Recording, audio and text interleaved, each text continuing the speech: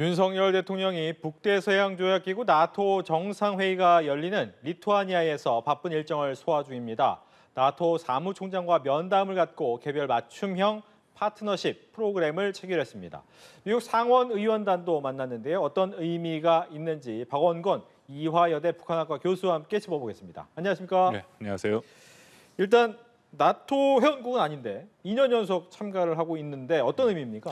그 신조어가 생겼습니다. 새로 만들어낸 영역인데요. 영어로 근데 아시아 패시픽이라고 해갖고 약자로 AP4, AP4로 얘기를 하죠. 그러니까 인도 태평양 지역에 있는 핵심 미국의 동맹국 4개국을 얘기합니다. 예. 한국, 일본, 호주 그리고 뉴질랜드. 그러니까 작년에 이어서 올해까지 2년 연속 나토의 이 초청을 받아서 했고요.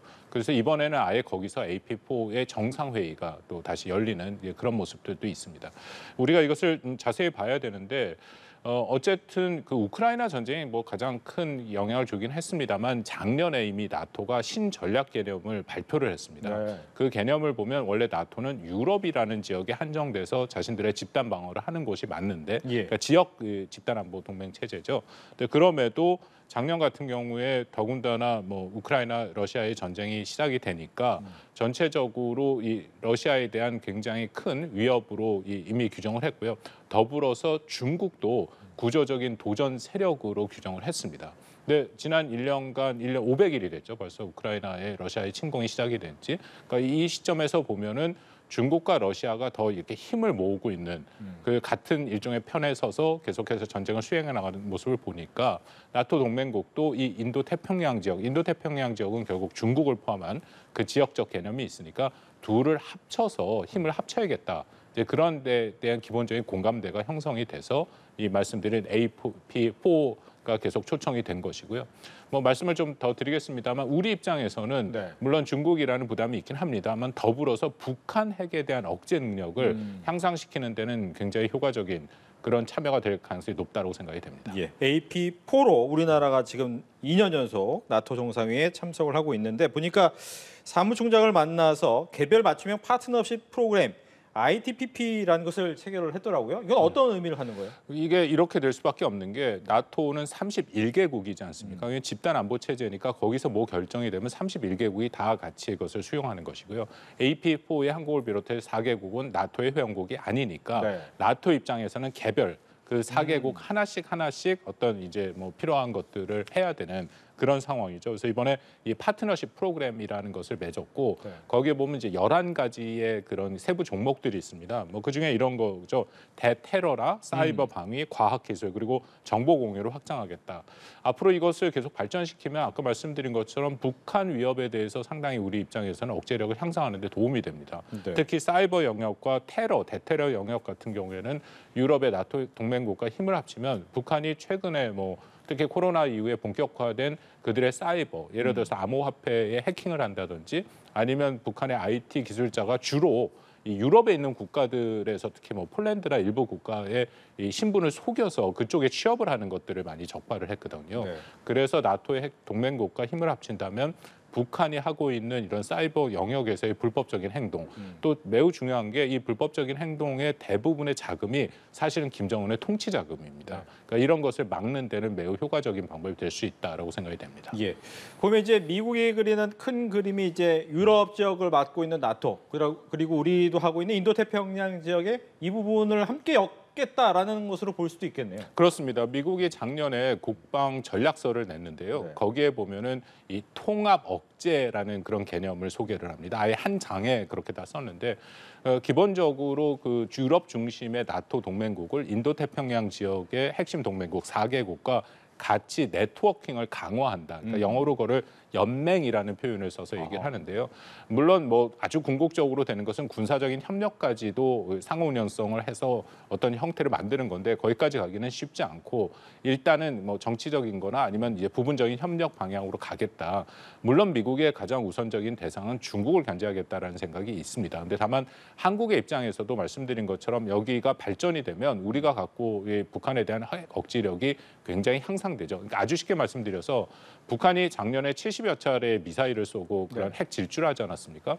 그렇다 보니까 그 이유 때문에 사실 한일 관계도 이만큼 정상화가 됐다라고 볼 수 있죠. 한국 국민도 그렇고 일본 국민도 그렇고 북한 위협에 대해서 공동 대응의 필요성이 있다. 그래서 북한이 현재는 한미 동맹을 상대로 하다가 한미일로 확장된 안보 협력체를 상대해야 되는데 만약 나토가 이쪽 인도 태평양에 본격적으로 좀 더 이 개입을 하고 활동을 한다면 거대한 어떤 그 안보 협력체, 군사 협력체까지 가기는 쉽지 않더라도 안보 협력체를 북한이 혼자서 대응을 해야 된다라는 상황이 만들어질 수 있거든요. 그렇다면 북한의 핵에 대한 억제력은 굉장히 향상되고 여기 뭐 같은 맥락입니다만 북한이 갖고 있는 핵의 효용성은 매우 낮아질 수 있다.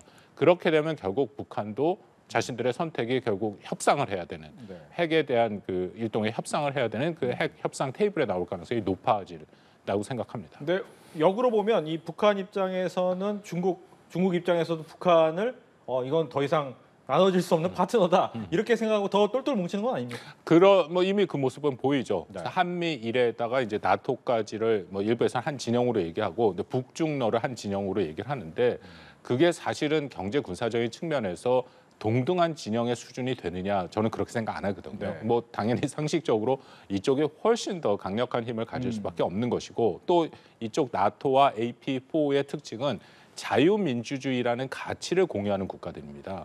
그래서 우크라이나 전쟁을 불법으로 규정을 하고 그러기 때문에 북한의 핵에 대한 확산을 불법으로 같이 동일하고 공감대를 갖고 있는 그런 국가들인데요. 이쪽의 북중러는 사실은 그들의 연대성이라는 게 현재 상황에서는 미국이라는 일종의 공공의 적이 있기 때문에 힘을 합치는 것이지 과연 어떤 가치를 공유하고 있느냐. 그건 역사적으로도 그 삼국의 그런 뭐 협력의 정도는 저는 그렇게 크다라고 보지는 않습니다. 네. 이 와중에 이제 윤 대통령 같은 경우에는 미 상원의원단과의 접견, 또 아침에 또 러닝 하다가 또 아메리칸 파이도 함께 부르기도 하고 분위기는 일단 미국과의 동맹 분위기는 굉장히 좋아지는 것 같아요. 그 상원의원단이 그 옵서버 그룹 활동으로 리투아니아를 이제 방문을 했는데 이제 우연히 마주쳐서 그런 일이 발생했다. 그러니까 뭐 긍정적인 의미죠. 특히 아메리칸 파이가 얘기됐다라는 것은 하나의 에피소드로 볼 수 있지만 그만큼 미국의 입장에서는 그게 굉장히 깊이 마음에 각인이 돼 있었다. 기억에 남는 기억이 납니다. 그러니까 작년 4월에 그 윤석열 대통령의 국빈 방문이지 않았습니까?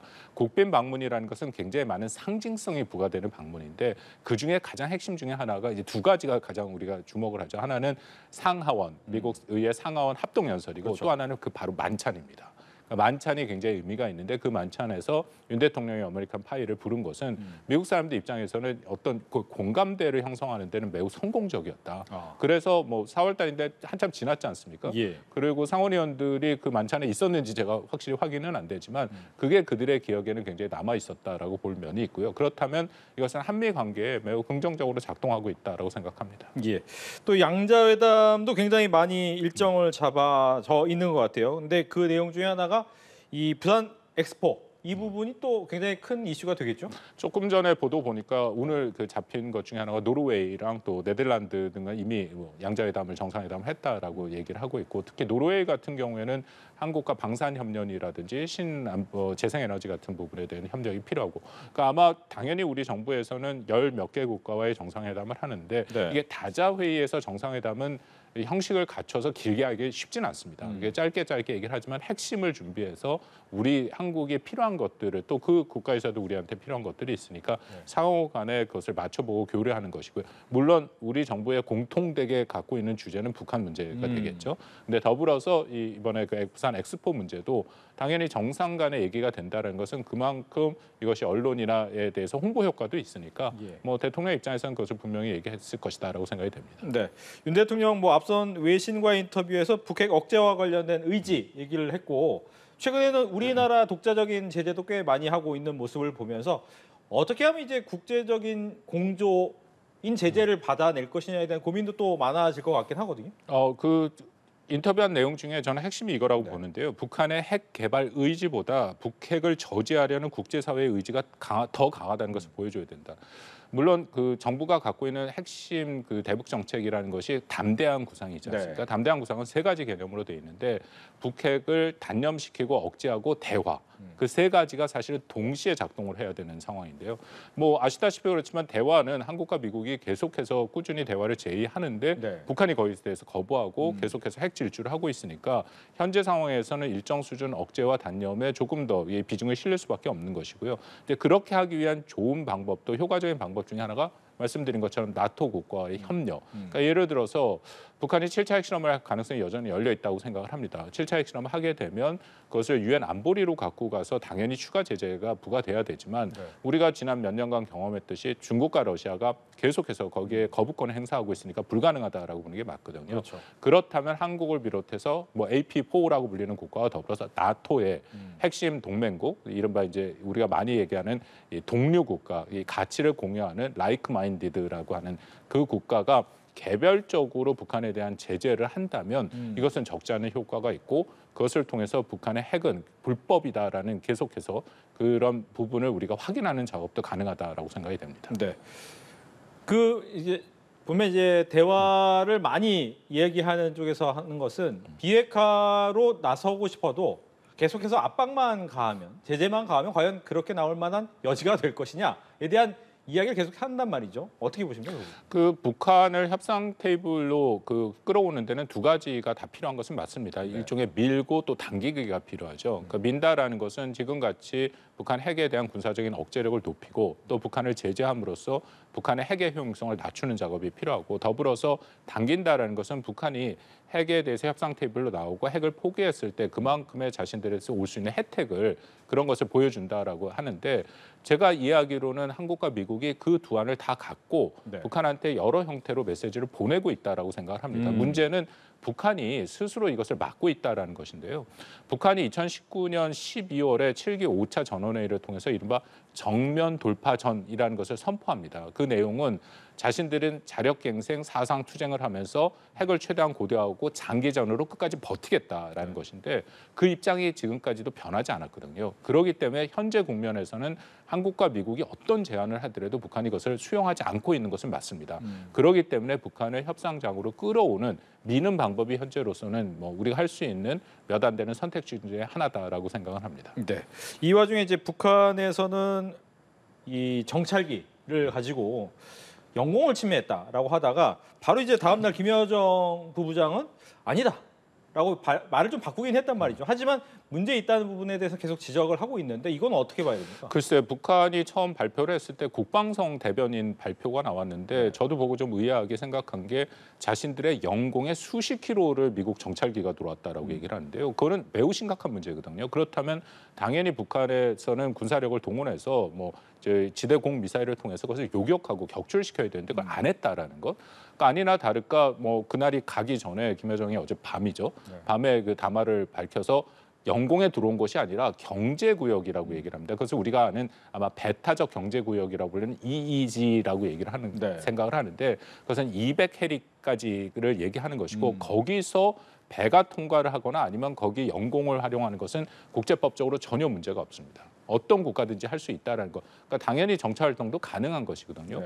근데 김여정이 또 오늘 아침까지 해서 두 차례의 연속 담화문을 내면서 거기에 대한 문제 제기를 하고 있는데 글쎄 조심스럽지만 이것은 뭔가 자신들의 추가 행동을 위한 명분 쌓기다라고 생각을 하고 있습니다. 왜냐하면 근데 이 명분도 국제사회의 기본적인 그 규범과 국제법에 대해서는 전혀 무관한 그러니까 나름대로 그냥 혼자 주장하는 그런 명분이 될 가능성이 높다라고 생각이 돼서요. 뭐 여러 가지 북한이 상황이 안 좋기 때문에 이런 식의 긴장 조성을 하고 있다라는 그런 배경도 지금 읽히고는 있습니다. 알겠습니다. 이렇게 해서 나토 그리고 북한 이야기 박원건 이화여대 북한학과 교수와 함께했습니다. 오늘 얘기 잘 들었습니다.